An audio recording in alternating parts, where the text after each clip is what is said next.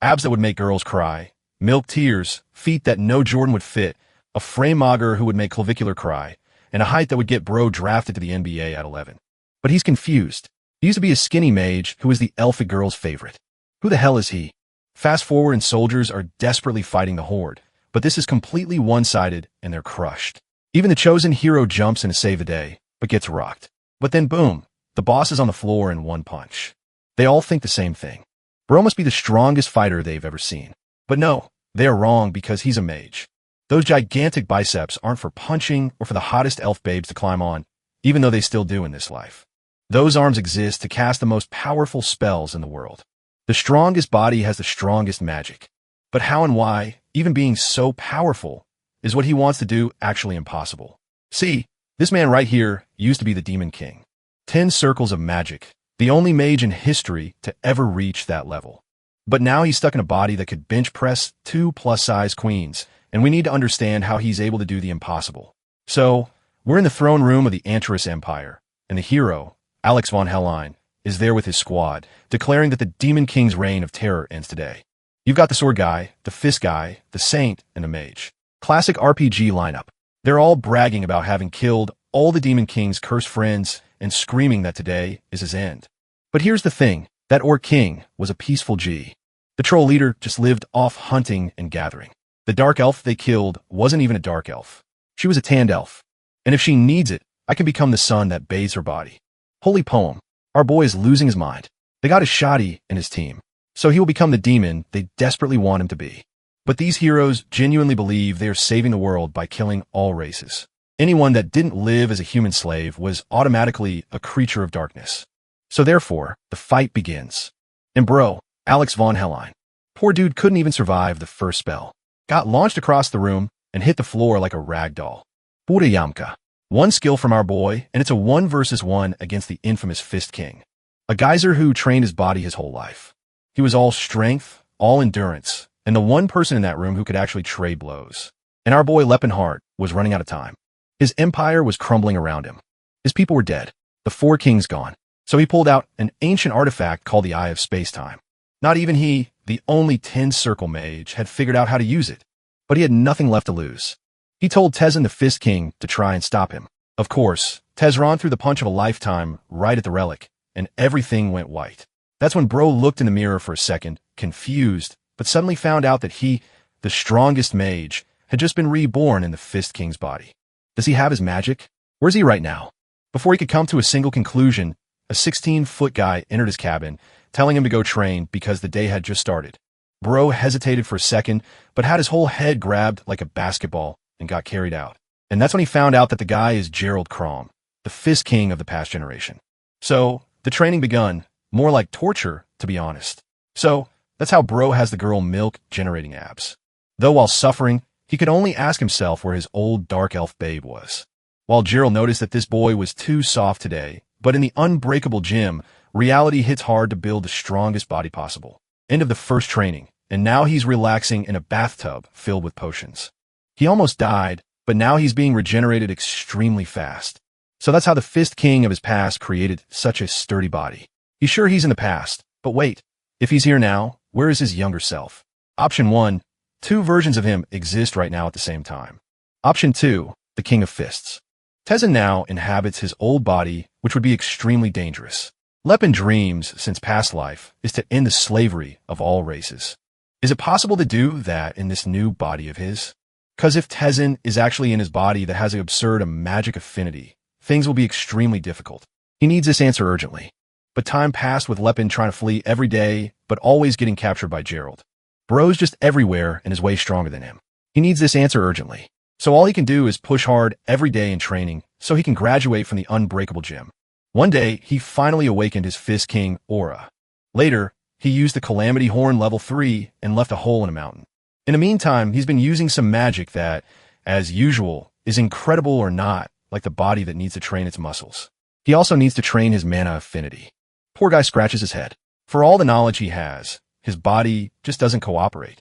He started to wonder if becoming a mage in this state is even possible.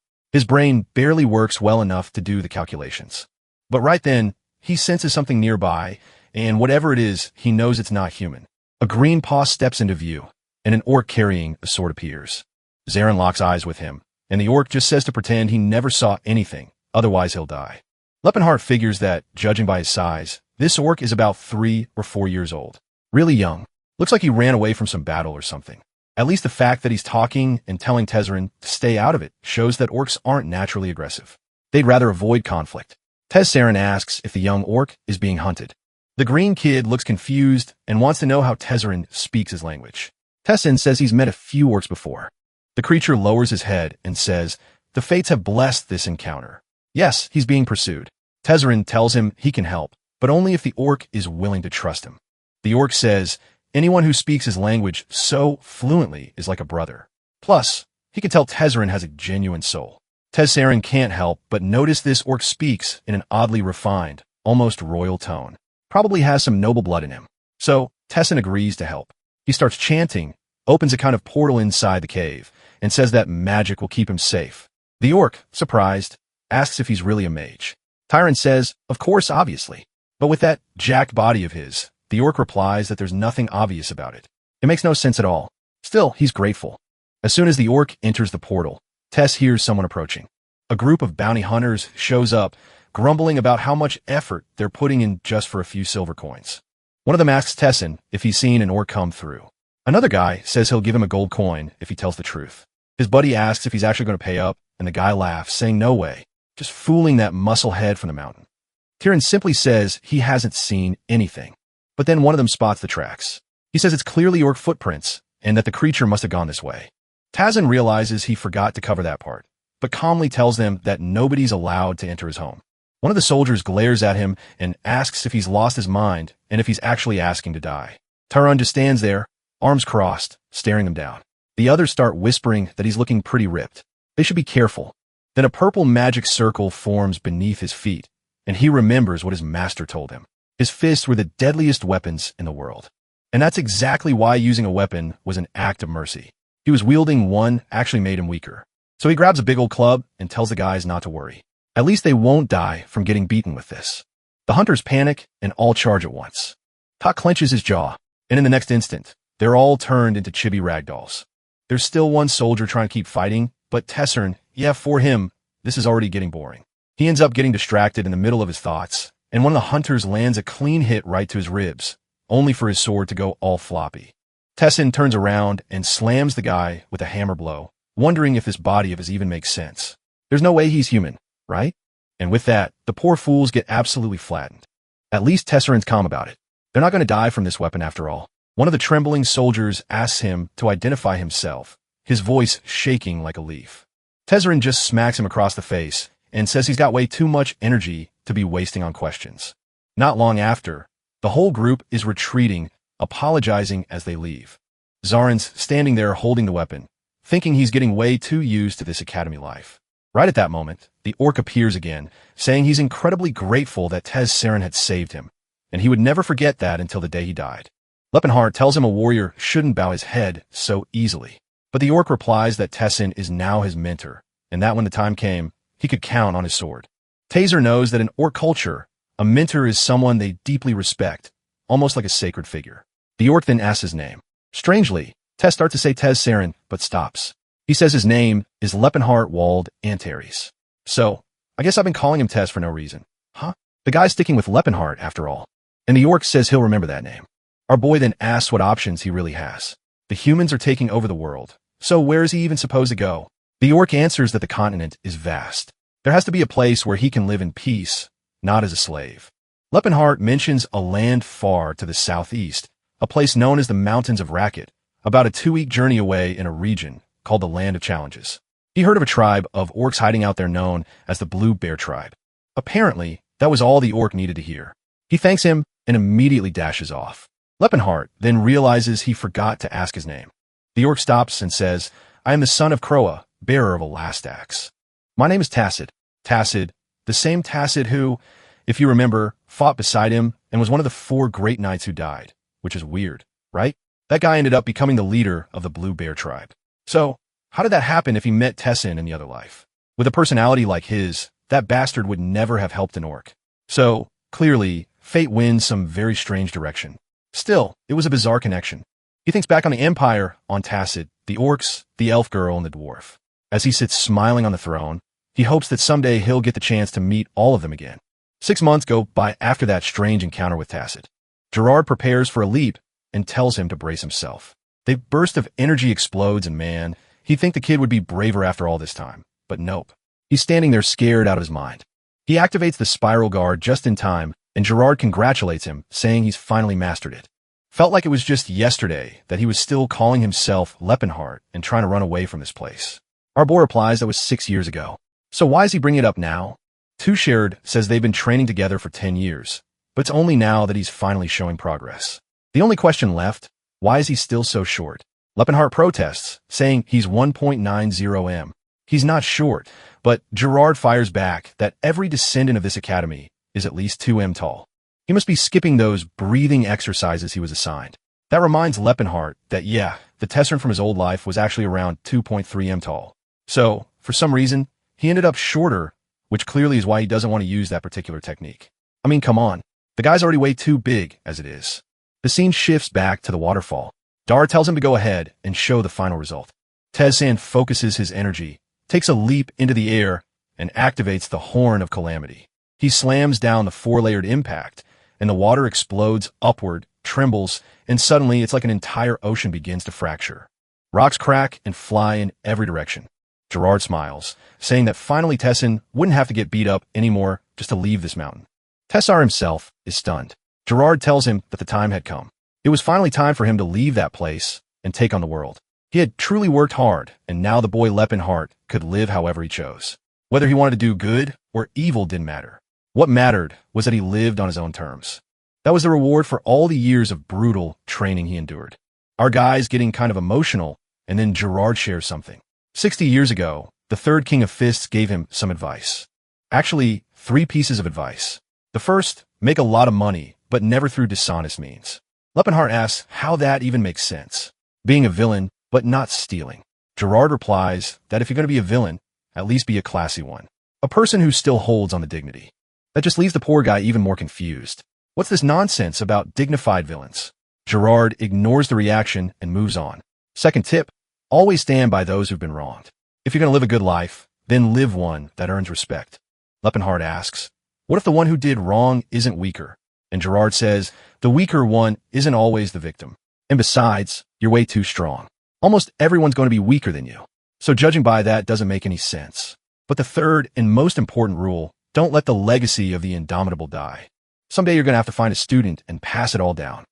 Looking at Gerard from his side, Leppenhart still does seem a bit short. He tells the master they'll remember all of it. Gerard tosses a backpack his way and says that finding someone talented is extremely rare, so don't spend your whole life looking. Just make sure that when you do find someone, you don't let them slip away. The pack has a bit of money and some travel clothes. But our boy looks a little disappointed. He only got 30 silver coins. From what he knows, his master was one of the richest people in the whole kingdom. But Gerard just shrugs and says it's tradition to pay students poorly. When he left, he only got 25. To cheer him up a little, though, he mentions a special gift hidden on a certain mountain. Location marked on the map. You should stop by if he's nearby. Fully dressed, pack on his back, Leppenhart asks himself if he really can just leave like this. He's gotten so used to the mountain life, he's not even sure what living free feels like anymore. But then, from the middle of the mountain, a surge of aura rises, and he hears Gerard's voice. Don't let this farewell weigh down your departure. Honor the legacy of mastering one of the most powerful techniques in the world. And just like that, the poor guy takes off, sprinting down the mountain, ready to face the world. Scene change, a small house in a city. An old man tells his boss that this is way too risky. But the elder says if no one else is going to speak up, he will. A knight asks what the old man wants, and the elder calmly says they need to be paid for the food and for the stay. The knight tosses him a gold coin, saying, these damn fools don't know a thing about honor. That should be more than enough. The old man glances at it, and the knight's certain the guy's never even seen one of those before. Until the elder replies that it's far from enough. The knight glares at him and asks if he thinks he's stupid, like he doesn't know market prices. And then he punches the old man in the face, saying he's got guts to try and scam a knight like that. But the elder only thinks himself. These bastards are nothing but common bandits. They've taken the house, the food, and now they want to offer a single coin in return. Suddenly, someone asks old man Edward what's wrong. He turns and says to Stefan, it's nothing. But the bastard just chimes in saying, This place is full of miserable people. That's why you can't show mercy to commoners. They don't know their place, and they don't know when to stop. Next chapter, we cut to the chill life and heart used to live, all skinny and bony. But hey, what really matters is that he had a smiling blonde elf girl by his side, right? She once told him he was graceful, like a finely crafted blade. Now staring into the mirror, he wonders what kind of cursed golem he's turned into. At least he's a lot taller now. That part's great. At this point, Cyrus must be about 70 years old. In human years, that's around 17. But elves live way longer. And this is the city of Chrome in the southern region of Vasili. She's supposed to be sold off next year. And right now, she's probably at the slave house in the region of Chain. He starts wondering if the first thing he should do is go over there, destroy the auction, and just snatch her back. But if he does that, he'd be interfering with his own path, messing with the future far too much. It'd be much smarter to just earn the money instead of drawing attention. The problem is, an elven slave costs a fortune. And right now, he's got less than 30 silver coins. Most of it already spent on lodging. But none of that matters really. He's got the bodies, mastered the techniques, and he has the memories of the future. On top of that, he knows of a certain ruin located nearby. Cut to Stefan again, asking Todd if he's found the relics yet. Todd tells him to give a minute. Todd's a mage specialized in exploration and tracking, someone they hired. From the window, Stefan asks if he's sure about the location. Todd says, "Trust me, it's the same place the legendary swordsman Claude von Leota once explored." Back to Leopard now. It's been 3 days since he left the city of Chrome. This body of his is incredible. He can walk straight for hours without hunger, without cold. His stamina is endless. On top of that, he has a skill from his past life called artificial phantasmagoria. It allows him to remember anything to perfect detail like it happened just yesterday. And in that past life, he once met a mage named Todd who mentioned the ruins of House Allen. Using that memory, he and Cyrus went there and found a whole stash of treasure Todd's team had overlooked. Selling everything, they managed to gather over 2,000 gold coins. So yeah, that's the place to go. From atop the mountain, he sees the village of cattle. Looks exactly the same as always. Down in the village, an old man is asking what they should do. The Valley of Death is a place no one should ever go near. Another elder replies that those noble bastards beg them for a guide. If they refused, there'd be consequences. A man on the right says their boss got injured looking for this place. The other guy loses his temper, shouting that nobles are disgusting. In the middle of all that, a man pulls out a bow and says he'll go. He's the best climber in the village. No one else could do it. His wife and daughter burst into tears while he's thinking, "Someone please save me. I really don't want to do this." The other men, though, are patting him on the back, saying he's got the heart of a winner. Of course, he's going to make it. And then, boom, Leppenhart's face appears at the window, and he says he'll go. The guy yells, thanking him, but then spins around with a bow drawn, asking who he is. Our boy answers calmly, "I'm just a traveler. Happened to overhear your conversation by accident." He steps into the room, and they ask if he's familiar with the area. He nods very well. The guys say it's impossible. If he really knew the place, there's no way he'd agree to go to the Valley of Death. But our boy just tells them he's already been there before, so he's not worried. Meanwhile, he's thinking to himself that these bastards are lucky. He just saved one of their lives. The Valley of Death. That's what people around here call it. But the truth is, it's a dungeon, a remnant from the Silver Era, long since forgotten. 50 years ago, a knight awakened his aura at the age of 45, which was considered young back then. The problem? With all the fame he gained, he forgot his limits. He entered the Valley of Death alone and died. And with him, the legendary blade, known as the demonic sword of Alton, was lost deep within those ruins. Since then, the tale has been passed down like a myth. And now, out of nowhere, our guy is walking with that group, Stefan's crew. The elf pearls all fired up, saying he looks so elegant when riding a horse. He replies that Rel's words bring him real joy. Leppenhart's just watching from the side, realizing these bastards are having the time of their lives. Also in the group is a redhead named Silent. He notices she's beautiful and young, but he starts wondering if she can really cast high-level healing spells. Actually, forget all that. Harboe admits he can't believe he's even still a man. It's weird. He's just looking for a chance to talk to Todd, who in his past life was obviously a big fan back when Leppenhart was a prodigy mage. But now he's picking up on some weird tension between Sylvan and Todd. He wonders, is Todd into the cute one? Then shakes his head. No way. Todd was never that kind of guy. Suddenly, Todd comes up to him and says he made a great decision, agreeing to be their guide. Everyone else in the village was too afraid to volunteer. Levin replies that it's only natural they'd be scared. But then Edward jumps in and saying, fear doesn't make sense. Not when they're traveling with the bravest knights in the entire kingdom. Our boy is already fighting the urge to crush this arrogant idiot's skull. Clearly, the guy thinks he's way stronger than he actually is. Then suddenly, a strange noise echoes through the woods. The trees begin to tremble. Something rises, and then harpies hiding above swoop down from the skies. The creatures immediately dive toward the group, who starts shouting for everyone to get into position. It's an ambush.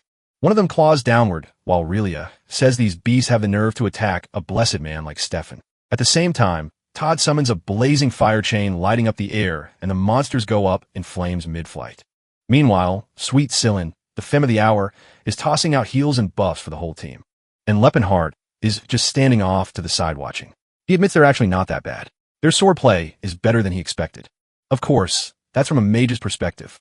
As fighters, they're still pretty lousy. No wonder Gerard was always so proud of the techniques he taught. But as always, there's a catch. One of the harpies breaks formation and charges toward the orcs who are hauling the supplies, only to catch a fist to the face so strong it vaporizes her in the air, just like he expected. Nobody's worried about defending those guys. According to Todd's account, this is where the last guy died. But this group's leader is Stefan, a member of the Alton family. Some of the soldiers, though man, they're not doing so well. They're getting torn apart by the harpies. Leppenhart notices that Stefan isn't actually a bad person, but he clearly doesn't fight while protecting those beside him. And maybe that's what truly makes someone a bad person. Just then, Sillin, the lovable femme of the party, tells everyone to take cover in the trees. It's too dangerous out here. Our boy thinks, at least someone in this group is decent. The harpies unleash another wave of attacks. Leppenhart doesn't even bother dodging. He just stands there, lets them hit until one strike lands right in his eye. The poor guy wonders if he's even got any tears left after all that training. Not long after, Stefan calls out asking for a damage report if the mages and priests are all safe. One of the soldiers answers yes, and that's when our boy realizes they don't give a damn about him or the rest of the group. Right then, Stefan raises his arm and proudly declares that they've proven their strength and can now rest after such a glorious victory. Leppenhart takes the chance to walk over and talk to Todd, thanking him for the fire magic. It really saved everyone. He says he'd heard Todd was a mage from the Delia Magic Tower, and he actually has a friend who studies there too. Todd asks who his friend is. Our boy replies, his name is Leppenhart. Do you know him? Todd says, yeah, I know Leppenhart. I just didn't expect someone like you to be his friend. Such a big, tough guy. That kid was sweet, kind-hearted. And just like that, Leppenhart immediately clocks that this guy is seriously weird. Todd asks why he's bringing all this up, and our boy asks if he knows whether the kid started training. How's his body doing? Todd responds, oh, he's just like always. Sharp little nose, gemstone eyes, and skin soft as silk. And in that exact moment, Leppenhart, nose creeping, thinking anything wholesome. He's even drooling for crying out loud. Thankfully, Sillin walks up and asks if he's hurt. He says he's fine and tells her to check on the orcs instead. She goes to heal them, but the orcs say she doesn't need to worry. They're fine.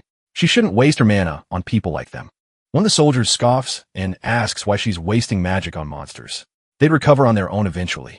Leppenhart notes how the orcs are being treated like dogs, or honestly worse than dogs.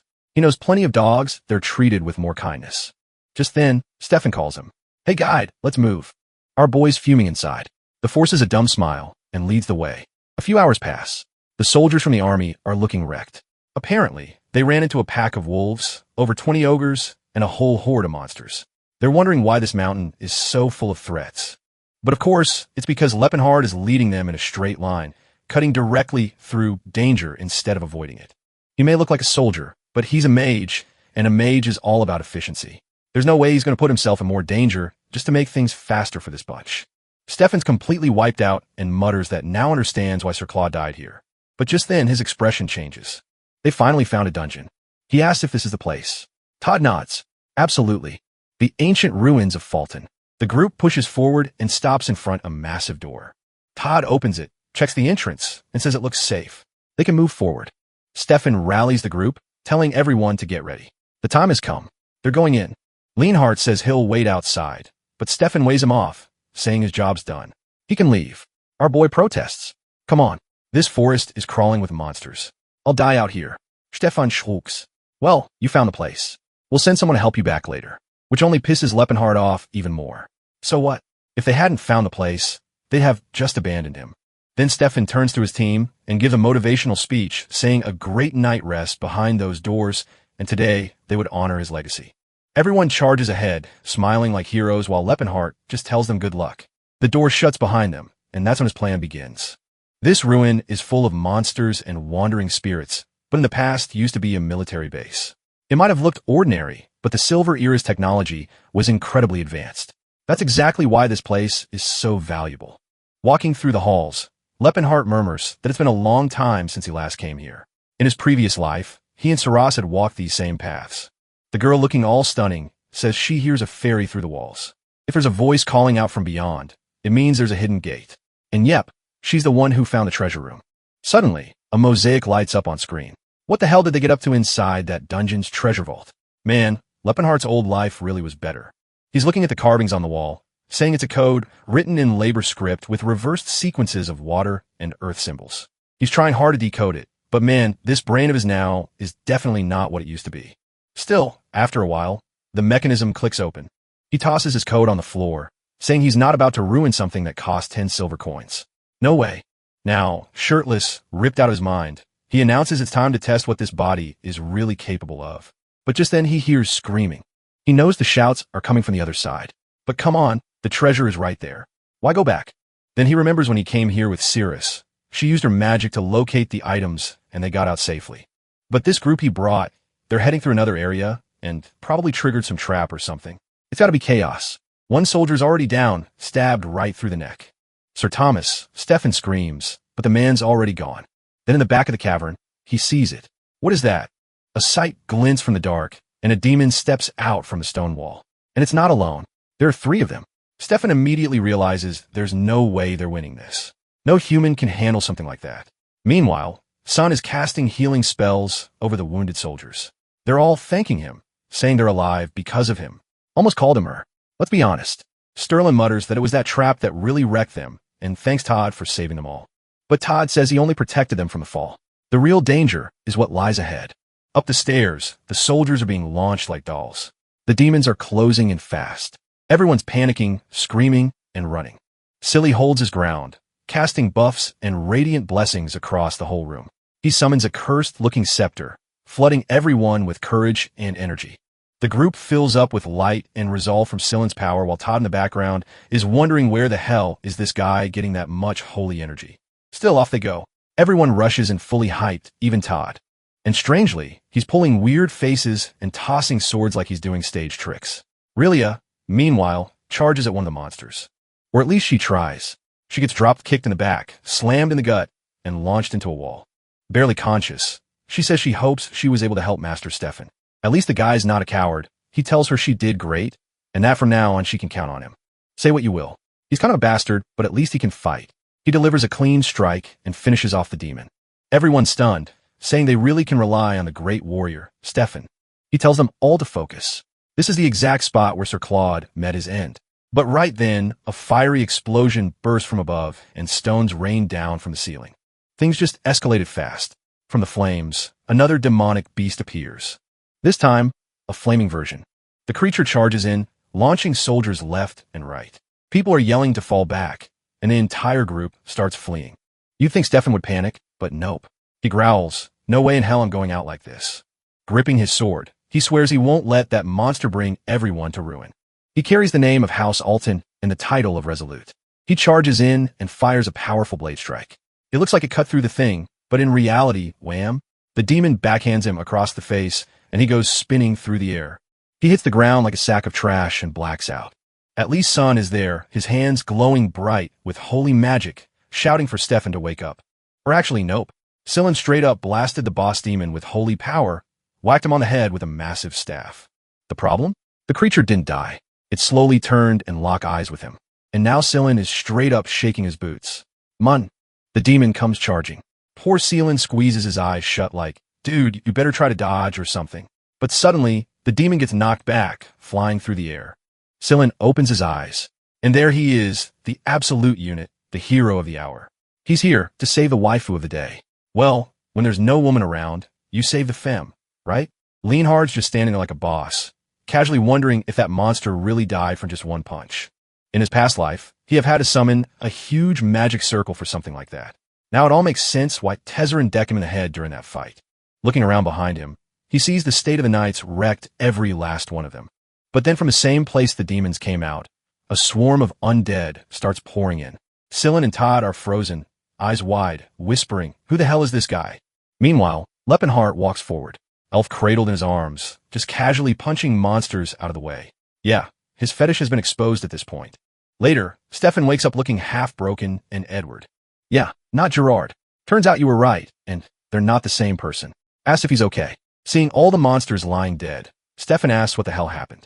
Someone must have filled him in because now he's shaken, confused, and staring at the huge dude who wiped everything out. He walks over to Leppenhart and apologizes, saying he didn't recognize such a noble warrior and asks for his name. Our boy almost says Leppenhart, but realizes Todd would recognize immediately. So, instead, he says his name is Leppen. Edward's scratching his head. He's never heard of that name. If this guy were a noble or knight of repute, surely he'd know. Stefan asks what noble house he's from. Leppen replies, none. And now Stefan is even more pissed. To him, it made some sense if the guy was a noble who trained his whole life with endless resources. But if he's just a random dude and still this powerful, that's humiliating. So Stefan mutters something like, "All right, I see how it is. You showed up at the end and took care of what was left." At least he adds bitterly, "The little skill I have was useful for something." Leppenhard just brushes him off, saying that punch clearly messed with his memory. But hey, at least now he's seen just how useless he really is. Of course, Stefan loses it, yelling that he better show some respect to House Alton. Edward's panicking, telling Stefan to calm down. Don't pick a fight with him, man. He tries to smooth things over, saying, Lipin probably doesn't know noble etiquette. He's just a commoner after all. Stefan takes a breath, calms himself, and says fine. But then he asks, retrained him? Leonhardt just shrugs. Little here, little there. Yeah, no way is he admitting he trained under Gerard. That guy's famous in the whole region. Stefan rumbles that it's almost impossible for someone to be this strong without proper training or a real master. But Leppenhard shuts it down. How about you stop interrogating me and go check on your injured people? Edward's been silently observing all this. He notices how comfortable this guy is bossing around anyone. He clearly carries himself like someone with status. At the very least, he must be used to commanding people. Maybe it's arrogance, or maybe he's royalty from some other country. While Leppenhart is pointing at the wounded, telling Stefan to do his damn job. Edward just keeps watching. This guy wasn't just confident. He didn't even care about age gaps or rank. He had to come from power. That's when Sillin walks up and merely breaks his neck, twisting around to look at him. Wait, your name is Rulipin? How tall are you? Leppenhart replies, 6'3". Sillin lights up like a Christmas tree. Back off Sillin, my dude. He likes elf girls. Still sparkly-eyed, Sillin asks, how do I get a body like yours? Leppenhart sighs and says, just lifted a lot of heavy stuff. That's it. The little bastard just wouldn't stop glowing, saying that truly no knight ever shares their secrets. Somehow, Leppenhart already knew that this boy had lost his family when he was still a child and had been taken in by one of those orphanage orders or something along those lines. Judging by that cupid face of his, he probably got bullied a lot by the other kids. Maybe that's why he longs for what he doesn't have. A rugged appearance and a strong, powerful body. The issue is, well, it's pretty clear he didn't grow much. Didn't develop any muscle and his voice still sounds pretty feminine. And strangely enough, the more you train his body, the more his secret energy seemed to grow. He stands there staring at our boy and murmuring. He's so tall and handsome. And of course, our guy is already trying to disappear into the shadows. Poor Leppenhart awkwardly says they'll talk later, but the guy just doesn't leave him alone. Then he says he's going to check the way out, and obviously Stefan jumps on that, saying he'll go too. He asks if it's okay, and Leppenhart shrugs, saying he can do what he wants.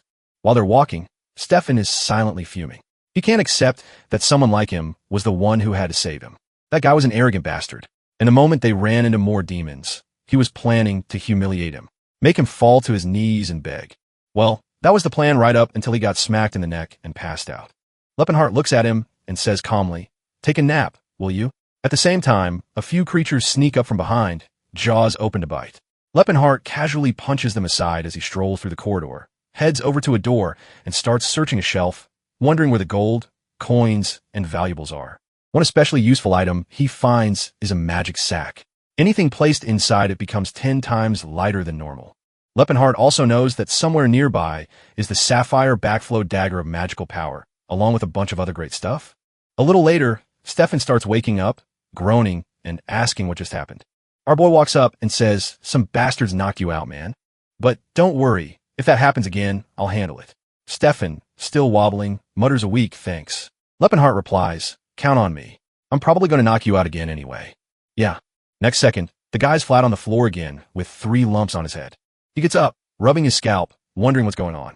He's sure his guard is always up, so how does he keep getting knocked out so suddenly? A bit later, the group is on the move again, and Sillin looks at Leppenhart and asks, "Are you part of the royal family?" Our boy says, "No, he's just a regular person." But Sillin looks puzzled. I mean, this guy's extremely powerful, knowledgeable in the way he speaks. It's like he sees himself above everyone else. That's not normal for someone from a humble background. Leppenhard realizes, yeah, for someone who's supposed to be 22, maybe he has been acting a bit too high and mighty with everyone. Might be a good idea to tone it down a little. Later on, they reach a large door and man, I thought they were heading for the exit after all that chaos. But no, they go and open the room of what seems to be the boss known as Gra. Leppenhart stands there confused, wondering what the hell this thing is doing here. He doesn't remember seeing anything like it in his past life. Stefan's already bracing himself, clearly afraid of getting another surprise hit to the head. He tells everyone to focus. The creature lets out a terrifying roar and Leppenhart immediately says they should retreat. With the strength this team has, they have no chance of winning. But one of the soldiers behind Stefan points at the demon's hand and tells him to look at the sword. It's the legendary blade of Alton, the one that's supposed to belong to Stefan's family. Edward, though, says, "Forget it, man. There's no way we can beat that demon. It's way too dangerous. Better to fall back, gather a new party, and come back with reinforcements if they want any chance at all." But Stefan, man, the guy was practically eager to be rescued again, said, "No way. He'd rather die right there than retreat." He raised his sword, ordered everyone else to do the same, and shouted that they were going to charge. Leppenhart, standing off the side, just thought to himself, this guy is a real idiot. It looked like those dimensional distortions, or the so-called dungeons from the Silver Age, were able to maintain themselves independently. Somehow that creature had been absorbed by the dungeon system due to some kind of broken mechanism. In other words, it was a being that fed off the dungeon itself, a type known as a guardian.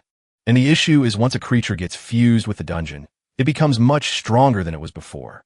On top of that, this must have been the thing that killed that guy in the past, meaning it's definitely the most powerful entity in there. Still, Stefan's hyping up the group, saying the monster's chained down, that they can take it down easily. At that point, Leonhardt turns to Edward and asks, "Dude, you guys are actually going to fight that thing. You don't stand a chance. Everyone's going to die." But the bastard just turns back and says he appreciates the warning, but he's just a vagabond who doesn't understand what honor means. There are things in this world worth risking your life for. And then he charges in with his sword held high. Meanwhile, our boy is just standing there wondering, why is he even helping these knights? You should just let them all die. Our dear boy, Sillin, is off to the side praying for the goddess's blessing. All the soldiers buffed up go charging in until one of them gets slammed in the chest and launched across the room. Leppenhart just shakes his head. Yeah, he knew this was going to happen. Another one goes flying while the creature spins its blade and sends everyone scattering. Now our guy's already figured out what kind of man Stefan is. No matter how much you try to talk sense into him, he's going to keep pushing forward. Edward, on the other hand, seemed like someone who might be a little more reasonable. Maybe after taking a few hits, he'd get the message. He was jumping around, slashing here and dodging there. But to Leopenhart, it was like watching a bee trying to sting a human. At most, it might leave a scratch. Sillin was still at it, chanting his holy fire spells, spinning flames around the skeletal demon. The guy even struck a JoJo pose and shouted something like burn and sacred flame. He launched 3 attacks in a row. At the same time, the elf girl went in slashing from above, and even Stefan pulled off a solid move. Leopenhart had to admit she was skilled. She was better than Edward and probably only second to Stefan. Watching Todd hurl spells around, he started wondering if maybe they were underestimating the guy. Maybe he could pull this off. Todd cast a tornado. The chains holding the beast started to break. But then it started speaking in some bizarre, incomprehensible language. And yeah, of course, that was the signal for phase 2. Everyone got blown back. Leppenhart's expression changed right away. The first soldier was instantly isekai, and several others were slashed down or tossed aside. But man, give Stefan credit. The guy had guts. He went in again, trying to flank the monster, and took a hit straight to the gut that sent him flying hard. Edward shouted his name, but Stefan just stood back up bloody and barely standing and said, "I'm fine. Trust me." They charged again. Now Elsa. She came in with a whirlwind of kicks and slashes, aiming straight down on the monster. But of course, she took a hit from the side and got scorched by a blast of fire along with everyone else. From a distance, Sillin watched the flames barreling toward them. But chill. Chad saved the Wu just in time, pulled her out of the way. He even apologized, saying he only didn't react faster because he got distracted. But the real problem now, he was left standing alone in a one-on-one against that beast. That's when he started activating his aura, saying he was curious. He wanted to know what this body, the one that trained for over 10 years, was really capable of. If he were still just a mage, he'd never take a risk like this. Not with his life on the line. But now, man, now he was a fighter. He only felt truly alive when facing an enemy where victory wasn't guaranteed. So he charged forward, saying that if his master were here to see this, he'd be proud. He fired off a focused explosion right off the bat. But the creature retaliated fast, and Lepenhard had to dodge. Still took a small slice to the shoulder. Metal weapons might have done nothing but magic. That still worked on him. In the blink of an eye, he was already behind the beast, but the monster pulled a reverse kick out of nowhere and launched him straight into the wall. Sillin screamed in panic, but Lepin just strolled out of the smoke like nothing happened, cracking his neck with a pop. Our dear fanboy was completely terrified, man. The toughness of this guy's body was unreal. Leopard thought, if I hadn't held back just now, I probably could have found an opening to counter. This Fika turned into a pure test of reflexes, just like it used to be with Gerard. He had no clue what that monster's war meant, but he welcomed it. Bring it on. The two clashed in a brutal back and forth while Stefan just stood there in shock, wondering what that aura even was. How could a man with no title or bloodline manifest an aura? Something he, a noble, hadn't even achieved yet. Watching the exchange, he could barely process what he was seeing. Who the hell is this man, and where'd he come from? Meanwhile, our boy was trading fists with the creature like it was a boxing match.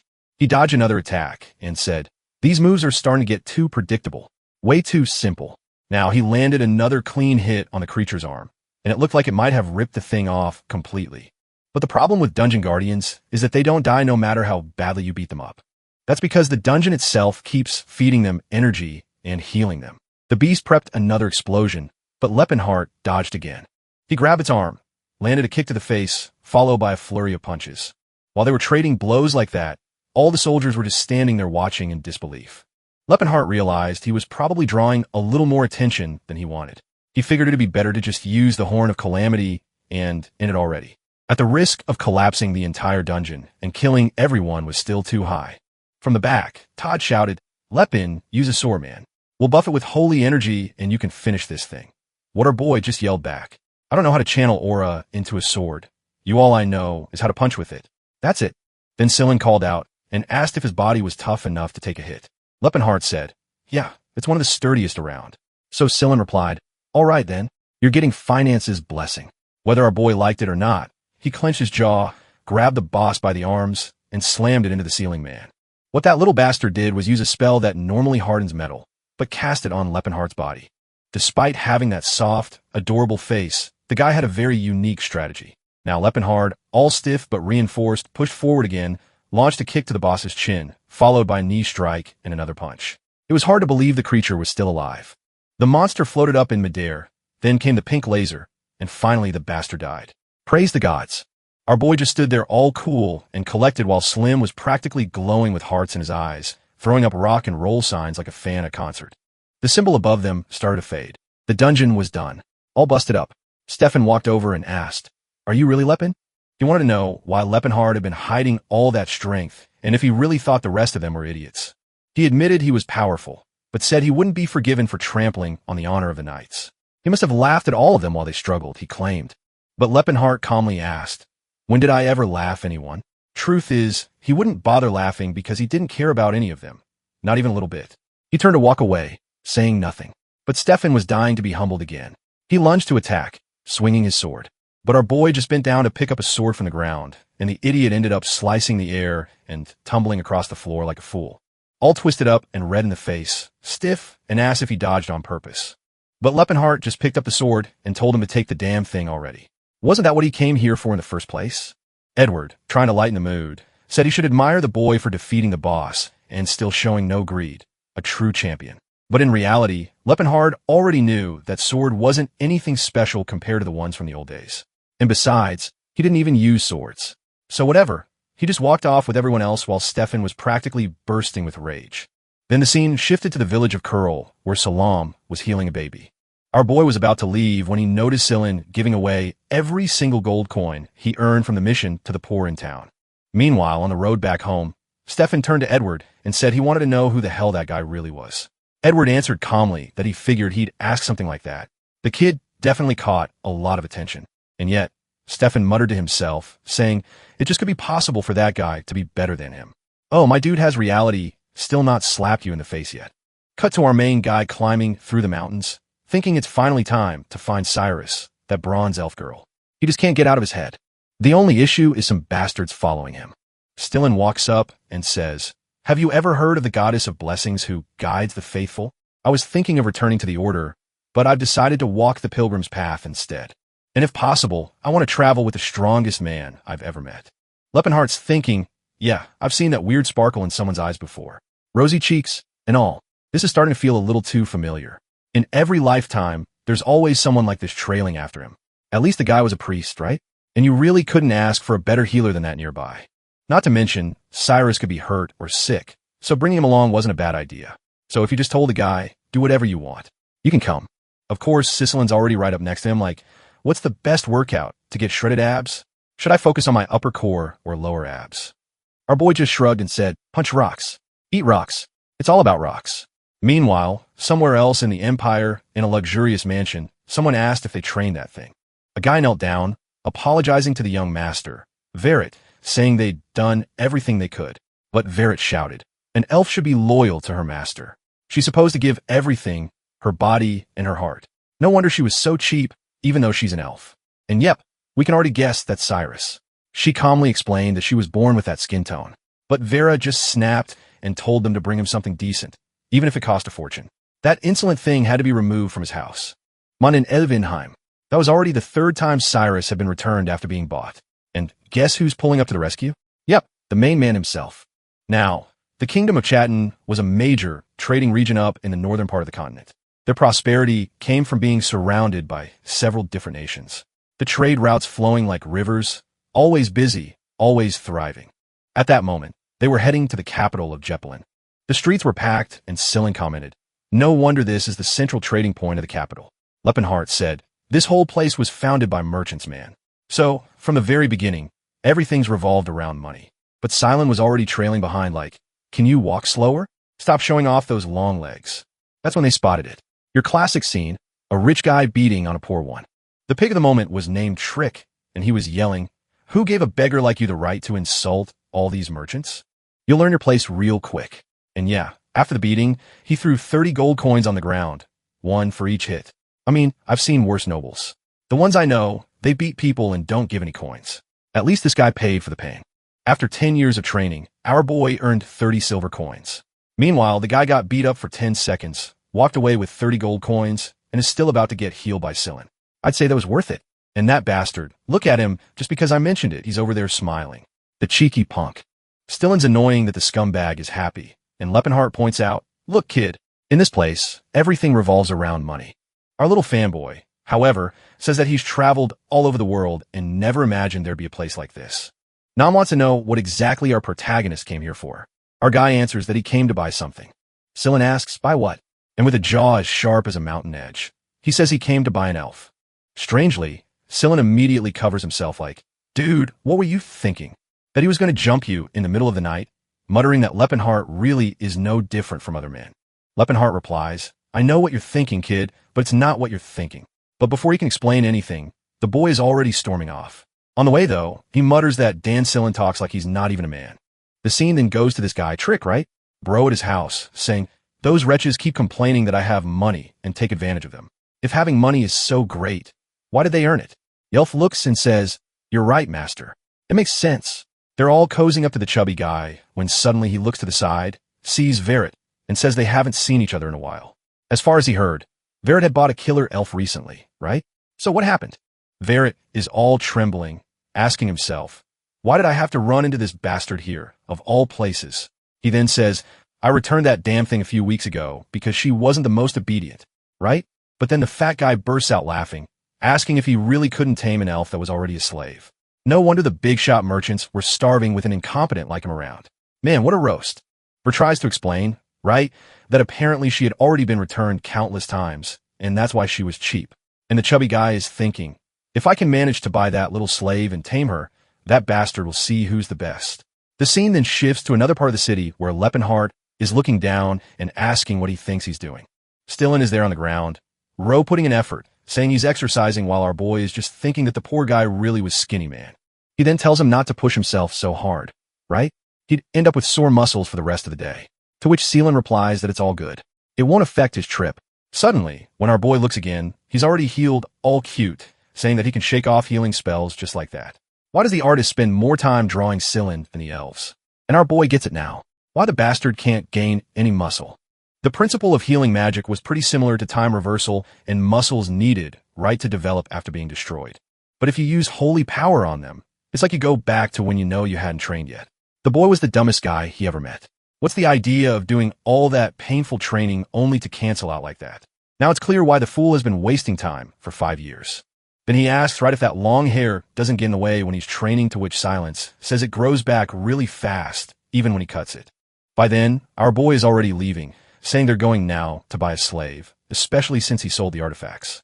Obviously, at the slave market, there are all kinds, and without a doubt, the most coveted and expensive ones were the elves. Their appearance lined up with human tastes, which made them, much more interesting than the others. A killer elf could cost over 800 gold coins. A regular woman, 400, a little girl, 100, and a little boy, 30. A marked gladiator, 10 coins. A marked slave, 5 coins. And an orc baby, 4 to 5 coins. Meanwhile, male elves, nobody wanted them, even for free. Bro, seems like as soon as you bought them, they take their own lives. The guy's a pride man. No way they're gonna live as slaves. Besides that, there's the fact that elves live 4 times longer than humans. So if you buy one, you basically got them for life. Not that I'm interested, but really in terms of cost benefit, yeah, it makes sense. Leopard, though, says you gotta be smart too. There's the story of some dumb merchant who bought an elf baby and died bottle feeding it. Because the thing never matured. And one thing that's annoying is that this place is called Elvenheim, just like the sacred land of the elves. Seelan is all cute, saying that this place takes really good care of the elves. They looked healthy, but Leopard says it doesn't matter. In the end, they were still slaves and definitely not smiling about it. Strangely, Seelan says that they must be happier there since they can live alongside humans, not worrying about food, war, and, a peaceful life. Leipin knows, right, bro? That's how all humans think things are. Besides, no matter how strong you are, it was hard to change people's perception since they only respect fear. In this life, he wants to build a new empire, but has to be different from the past life. It's not going to be a dark empire or ruled by a demon king, but a nation for all races. Oh my boy, wasn't that exactly what you did, you gambastard? At that moment, a guy comes out from behind the curtains and apologizes for the delay. The most beautiful killer elves had arrived. The sly ones all come in seductively, asking what he wants and saying they'll do whatever he wants. While Seelan covers his eyes all shy, our boy is, just hunting for sorceress. At the same time, he's disappointed because it seems that those in front of them are descendants of spirit fairies, and it's sad to see them lower to that level. Then he asks if by any chance he doesn't have a dark-skinned killer elf. The guy comments, "Damn, you've got a peculiar preference. It'll be hard to find one like that, but come with me. We've got one for even crazier tastes." Walking down the corridors, our boys see some elves doing weird stuff, right, man? When you've got 500 years to live, you can hang out by the fountain dancing. The guy's talking about everything the elves do. How well they work, the fruits they harvest, the food they make. But Lepenhard just tells him to shut up and lead already. The poor guy gets startled, coughs a little, and apologizes. Then he approaches a door and asks to see number 148. Man, at the same time, the elves are also training combat there all day long, bro. My god, the elf could just take over that whole place already, right? They're doing everything anyway. Then the guy says that the elf he's looking for is there. Our boy gets all tea, man. Look at her there fighting for her life with a piece of papyrus in hand. My girl, that's not a very good sword. And here comes a flashback turning to the past. Lepenhart teaching her things, explaining that she can't mix this with that. Showing a potion. Boom. The whole place explodes, right? Clearly, he wasn't the brightest either. She says he has to make up his mind. He said the same thing yesterday, and the result was the same. While he's all shy and twisted up, she strokes him and asks how a man so old can be so adorable. Then he asks when she's going to stop calling him Lord, right? She could just call him Lepin, but she answers that no, she'd never do something like that. And we're not going to find out why, bro. We see our boy in front of the castle of the whole place being attacked.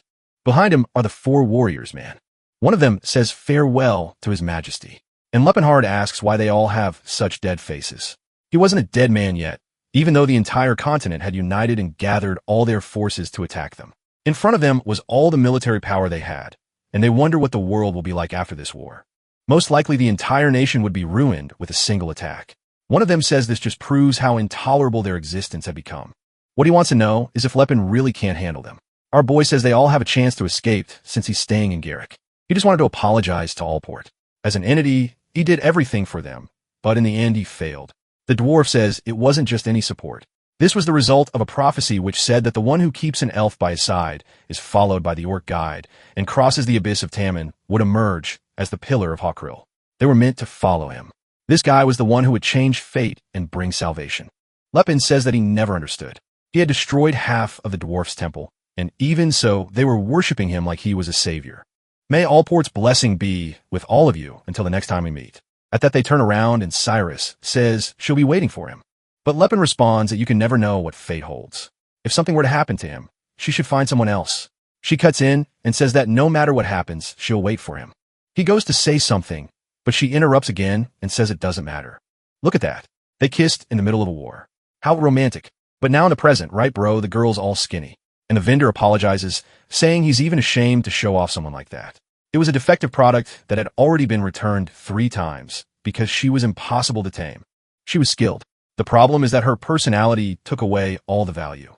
So, even to get some use out of her, they're leaving her there in the middle of training to kind of help everyone else improve. And he wants to know if the boy is still interested in buying that. Lepin says yes, and the vendor gets excited thinking that in this world, you never know what kind of fetish each nutcase has, and so he says it would cost 300 gold coins. Sillin comments that it's pretty cheap, to which the guy says, yeah, because it's not a very good product full of defects.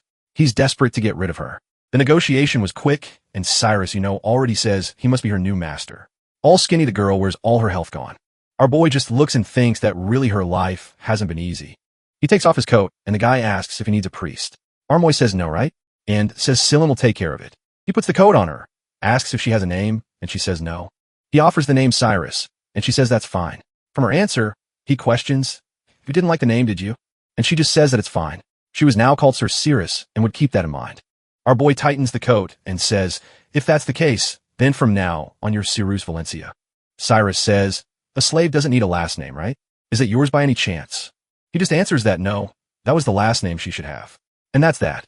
He introduces himself as Lepinhart, right?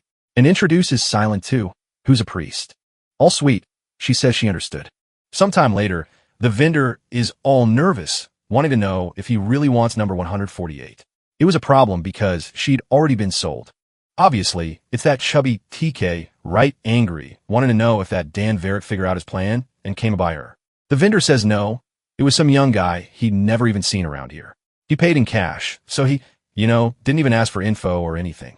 Tick says it's rare to have someone unknown in the city with enough money to buy a slave like that out of nowhere. To which the vendor says, that it was a defective product, so it was a bit cheaper. The guy wants to know what the bastard looked like, and the vendor says, he's really easy to spot. Super tall, broad shoulders, jacked. No way you miss him. And at that moment, he's already seeing Cyrus all dressed up, right? You rascal. He already gave her an outfit. Says it's not perfect, right? But tells her to wear that for now, and later they'll get something better. On the streets, he asks if she's hungry, and she tells him to do whatever he wants. He tells her like he'll try to think of me like I'm your owner, which only makes her ask if he's planning to return her. Awkwardly, he says that's not what he's talking about. While Cyrus is trying to figure out what this guy's deal is, he gave her his coat, bought clothes, and now is treating her like she were a human woman. Our boy says, I'm going to treat you like a travel companion, which makes Cyrus think she finally figured out what his fetish is. A pervert obsessed with adventure stories, right? She's thinking he's kind of planning to take her into a cave and do something crazy. And apparently he wants her to pretend she's a knight by his side or something like that.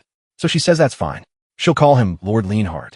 Next scene, she's already all chubby, stuffing herself with lobster. That wretch. I've never eaten lobster in my life. I just want to try it just to know what it tastes like. Our boy explains that this Leanie's Grace is the most famous restaurant in Jeplin. They worship the goddess of abundance. So everything there is well served. Sillin comments right that if it's the goddess of abundance, everything should be free. To which our boy says that Sillin says that. But his team also makes money off of healing. The fanboy tries to defend himself, but our boy just says that he was raking in tons of gold coins, even if he gave them away afterward. Then the two notice that Cyrus was devouring the dish. Right away, she calms herself down, to pretend like she's chill, while Lepin wonders if she doesn't like the place. As far as he remembers, they used to come there all the time to celebrate. Their relationship this time was different. In the past life, he found her as a savior, but in this one, he was a buyer. Obviously, the way she saw him was different, but it was okay. One day, she'd understand his intentions. What they had for now was more than enough.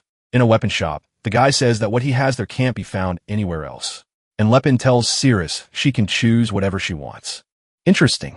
She picks out a little sword and he asks right if it isn't better than a scimitar, which obviously makes her mad. How the hell did that bastard know something like that? While Sillin thinks it must be some kind of talent of our girl, fighter stuff.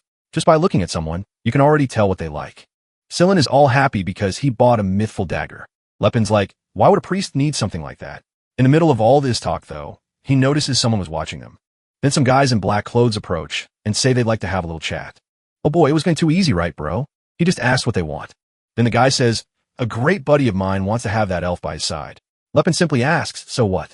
Then the guy stretches out a card and says he'll be extremely well rewarded, so he should sell her now. With that amount, he could buy another elf of the highest quality. It was a once-in-a-lifetime opportunity. Lepin, of course, just replies that he's not interested. The guy says, friend, you don't know. You're not getting the situation. It's better to be well rewarded than not. But our boy, bro, stares him down and says he won't repeat it. He's not interested. The guy turns and says, all right then. Seems like you're really attached to that elf. They leave, and our boy finds it strange. Who these guys think they are to come threaten him like that? Back at Trick's house, the guy's going nuts, wanting to know how they came back empty-handed. The military guy tries to explain that the Jack weirdo wasn't accepting any amount of money, no matter how much he offered. The fat guy says just beat her up and steal the elf. Problem solved. The servant says he knows, but they have to wait for the right time to capture her. At that moment, there were too many eyes around. They could kidnap her later and then hand over some extra money to him, saying it was a sort of compensation for her having died. The fat bastard says the plan isn't bad and that he should take some guy named Lantis with him this time. Back at our boy's place, bro, he's still loaded with gold coins. The plan was to spend 2,000, but it seems like he ended up with more left over than expected. At the same time, it wasn't much because his plan was to rebuild an entire empire.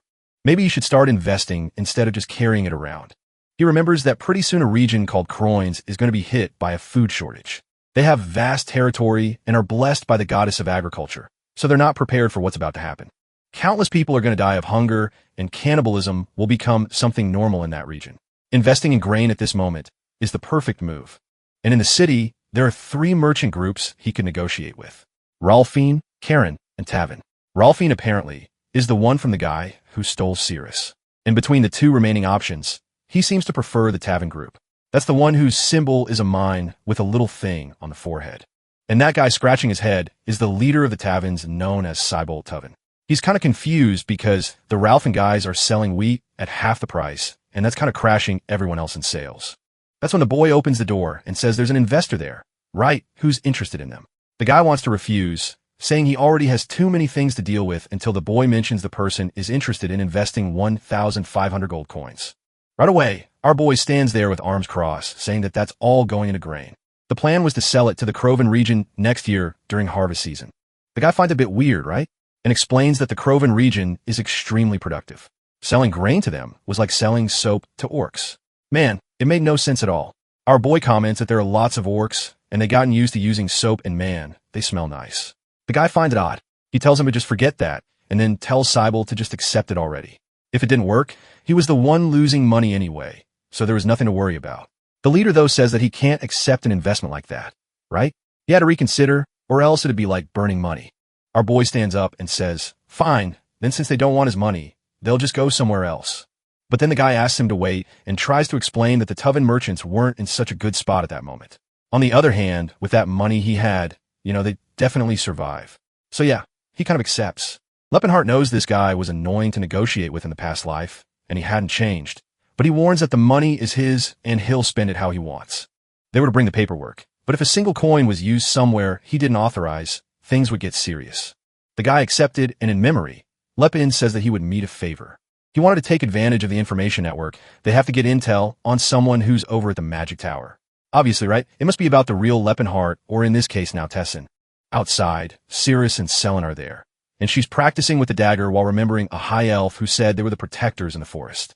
All elves should live eternal life under the blessing of the world tree known as Elvenheim. The animals were their friends, and the trees were what provided them with infinite food. Even though they'd ended up in meat because of the humans, the great empire of Elia would one day rise again. She, as one of the heirs of the great fairies, should never forget. But man, that's what she curved until she saw the whole place in flames. Another elf said she was pretty, so she got a chance of being sold for a good price. She should hurry up and learn about loyalty and obedience to manage to get bought. But obviously, she was only beaten and got the worst food possible. Because of that, the other elves just laughed at her. She was resisting too much just because of her pure bloodline. But that was costing her a lot. Even so, Cyrus could only remember that all the adults she knew always carried sword. That's why she also loved doing it. Whenever she used the blade, she remembered the proud image of her parents. The problem is that time passed and the memories faded. The only words she could still remember were her mother saying that she should never lose her pride. Sillin is there, bro, clapping his hand, saying she's amazing and wanting to know how you do something like that. To which she replies, just train hard.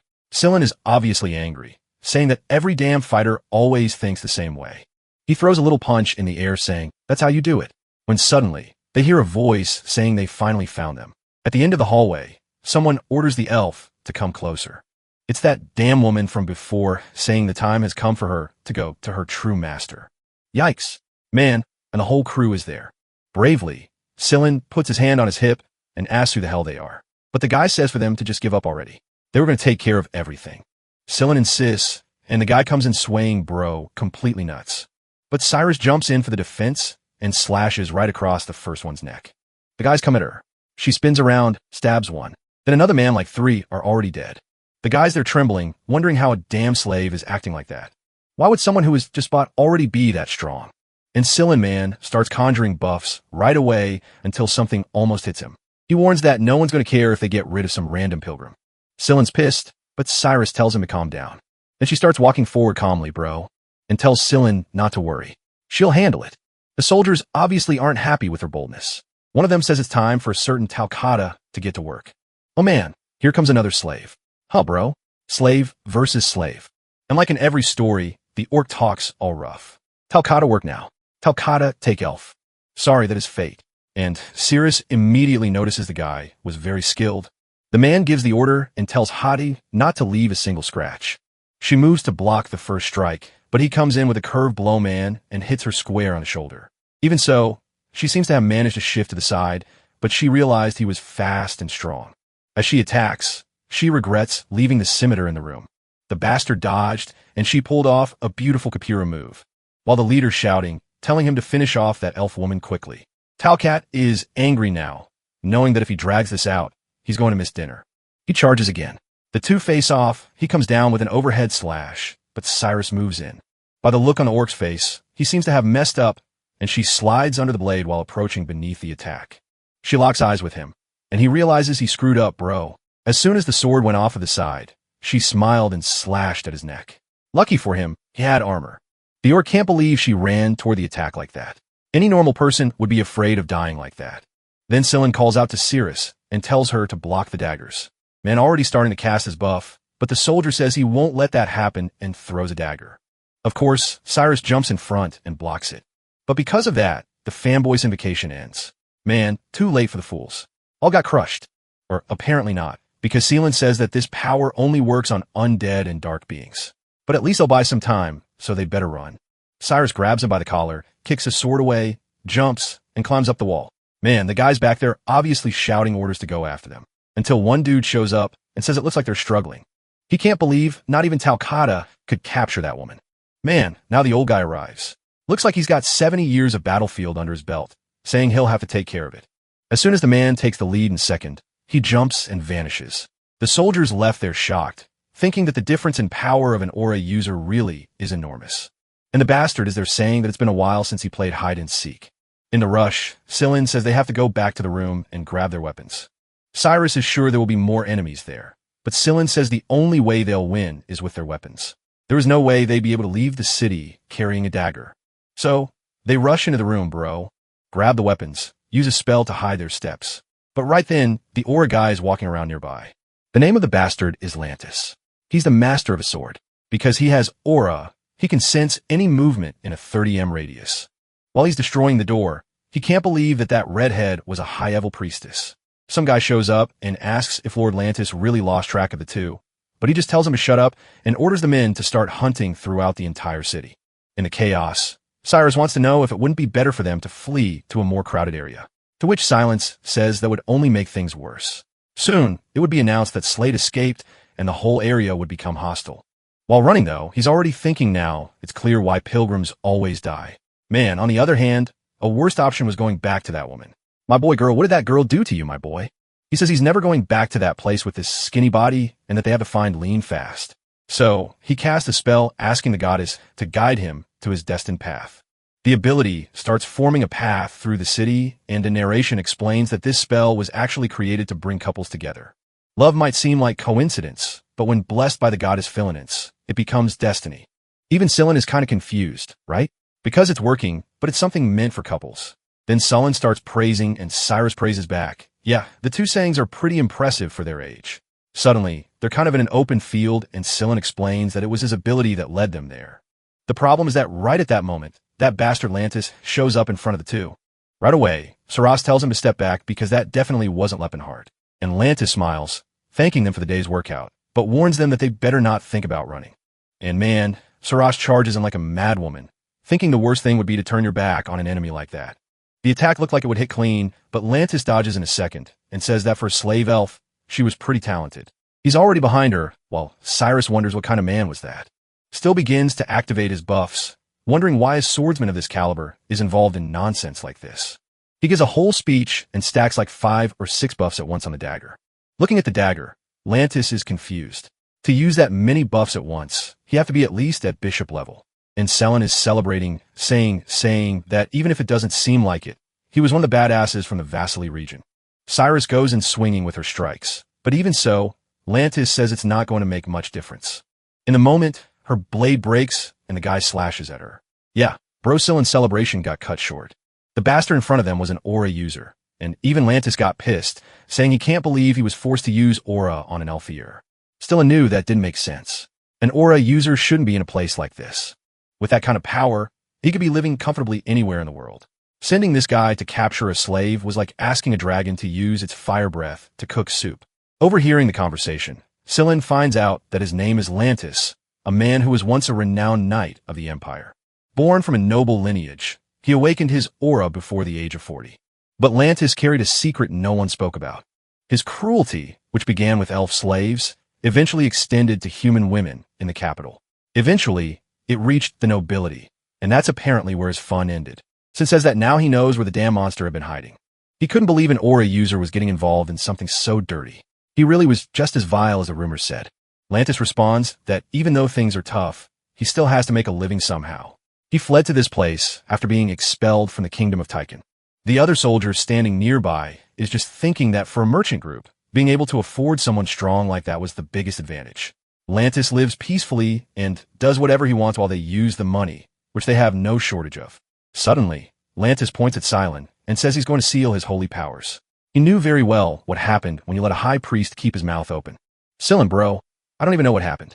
Gets completely struck down, and the guy is asking Lantis not to hurt the elf. Trick will be furious, but Lantis just says they can always get priests to heal her, so it wouldn't be a big deal. Suddenly, he looks at Silent and says he noticed that this priest had a very pleasant appearance. The soldier says it looks like the worst has happened. Atlantis is saying this experience will be quite unique. Man, the big old hand is coming in to grab until someone slices it.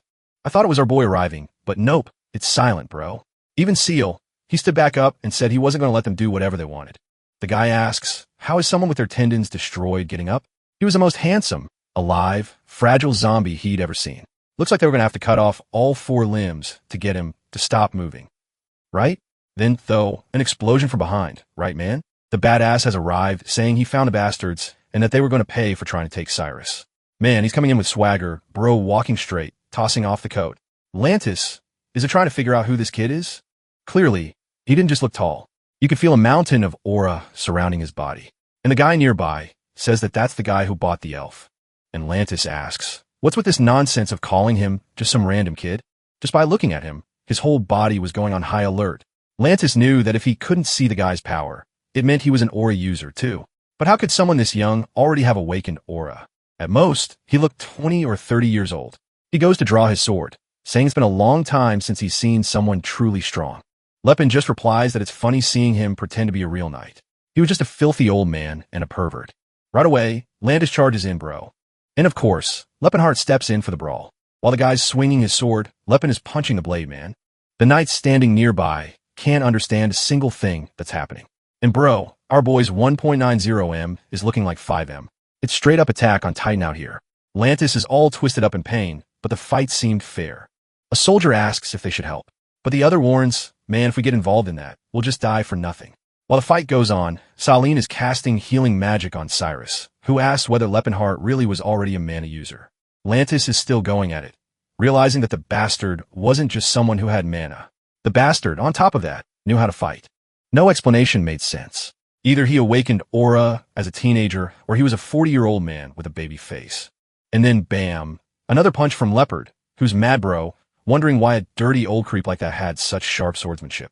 From now on, he was going to punch anyone who said the path of the sword teaches good manners. Lantis backs off, crashes onto a pillar, and is trying to understand how the guy was blocking sword slashes with punches. Right then, he asked the boy if he was a student of Gerard, the king of the fist. What the hell? This guy knows everything, man. Damn. Lepin doesn't say anything, and that bastard wants to know why someone as strong as him would care about a mere slave. Lepin Man asks, what's this talk about a mere slave? The people they treated as slaves have thoughts and emotions too. He lands another punch, while Atlantis dodges, asking what kind of idiocy he's talking about. Lepin remembers that in his past life, people reacted the same way. The belief that all other races were beneath humans was deeply rooted in the world. They could see other kinds of beings cry, laugh, or suffer, and still think those emotions mattered less than humans. Lantis defends himself by saying humans were the chosen leaders. It was only natural that all the other races would serve them as slaves. Lepin says he only thinks like that because humans are the race currently ruling the world. His view would be different if another race controlled everything and he were the one in chains. When those in power enslaved the orcs, the humans celebrated. When the dwarves were enslaved again, they celebrated. Same thing with the elves. But all that celebration was simply because each time it was the humans doing the celebrating. Obviously, Lantis asks if he's lost his mind to actually believe elves were equal to humans. Lepin's punch hits the ground, and he warns Cyrus is not a slave. Once again, that bastard Lantis dodges. While howling, Lepin is thinking that a system like this is doomed to fail. Humans were fools.